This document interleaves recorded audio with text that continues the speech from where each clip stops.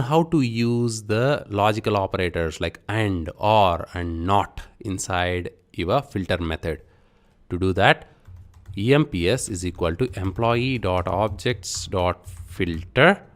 The first filter I want to filter based on the first name. First name of the employee underscore underscore starts with is equal to bh. In my case, that's the first name. Now to use a R class here, I'll have to use the pipe symbol space. I have to type the whole thing again. There is an easy syntax. I will explain it in a second.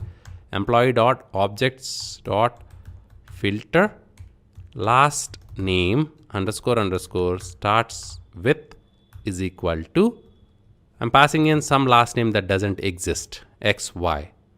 So I'm using two calls here. This filter here and this filter, then there is an OR in between. Hit enter.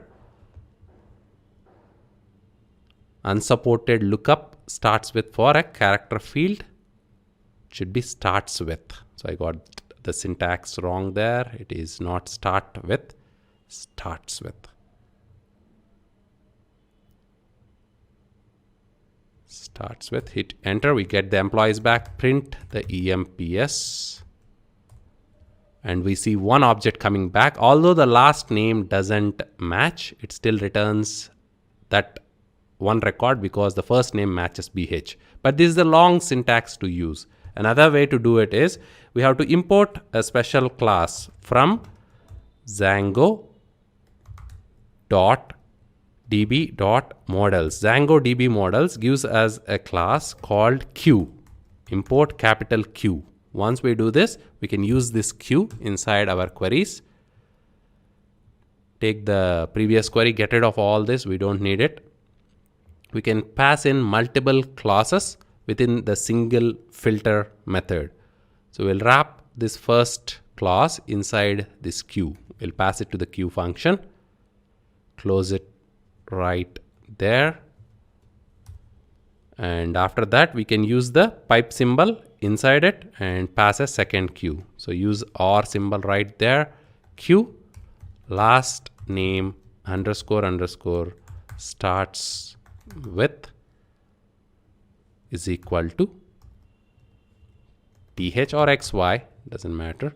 Close the bracket right there. So that is another syntax. You have to use this import and then Q or Q and pass in the criteria to that Q function. Hit enter. Again, I got the starts with wrong here with. Hit enter. Print that. And we have one record coming back. So you have learned a couple of syntaxes here. The first syntax is to invoke the filter method a couple of times. The second syntax is to import this Q from Django.models and then you can pass the criteria right there. Now let's see how AND works. You can use this syntax for AND, or AND is even more simpler. Take that previous syntax. Object Q. Here you can simply use AND symbol. Hit enter. Let's see the data. There is nothing because there is no record in the database that matches first name BH and also last name XY. Hit the up arrow. Change the last name to TH. That is how my last name starts in the database. Hit enter. Print that data. And you see a record coming back. Now take this query. There is another syntax that we can use here. Instead of using Q, you can remove all this brackets using Q function and all that. For AND, filter first name underscore starts with BH. Instead of using the AND symbol, simply use a comma and get rid of this Q. So this is another way of working with AND. Hit enter, print, and we get one employee back.